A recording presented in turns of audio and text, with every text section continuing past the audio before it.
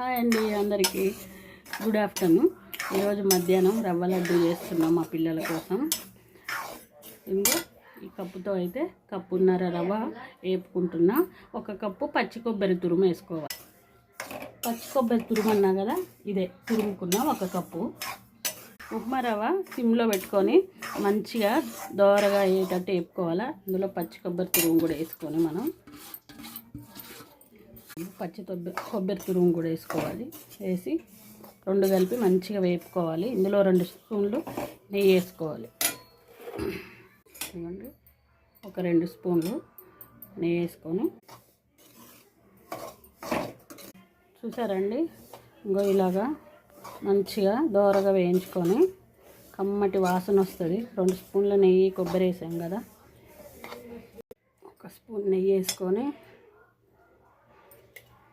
ఒక గుప్పెడు జీడిపప్పు దోరగా వేయించుకున్నాం. ఒక గిన్నెలోకి తీసుకున్నాం. గ్లాస్ వాటర్ పోసా. ఈ గ్లాస్ వాటర్ పోసా కప్పున్నరే కాబట్టి 1 కప్పు షుగర్ వేసుకోవాలి. కప్పున్నరకు 1 కప్పు షుగర్. ఇది మొత్తం కరిగిపోయేలాగా కలుపుకుంటూ ఉండాలి. 3 ఉన్నాయి యాలకులు, అందుకే 3 వేస్తున్నాం. లేకపోతే ఇంకో 2 కలిపి వేసుకోవచ్చు మీరు, మంచి ఫ్లేవర్ వస్తుంది. నేను దంపి కూడా వేయట్లే, ఇలా వేసేస్తున్నా.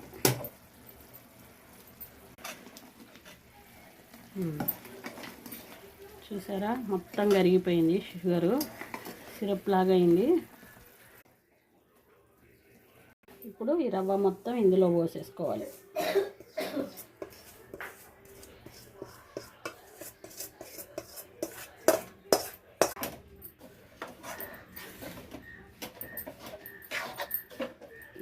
ఇలా మంచిగా కలుపుకొని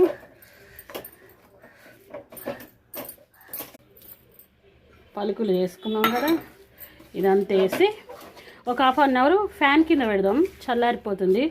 అప్పుడు చేతిలో కొద్దిగా నెయ్యి రాసుకొని లడ్డు చూడడం, మీకు అది కూడా చూపిస్తా. ఇదిగోండి, కొద్దిగా నెయ్యి వేసుకుంటూ ఇట్లా తడి చేసుకొని, ఇది కొద్దిగా బాగా ఆరింది మాది. కొద్దిగా వేడి మీద తీస్తే జ్యూసీ ఉండేది.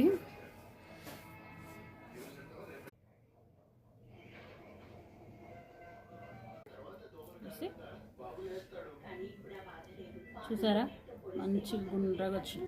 వేడి రవ్వ లడ్డు రెడీ అయినాయండి.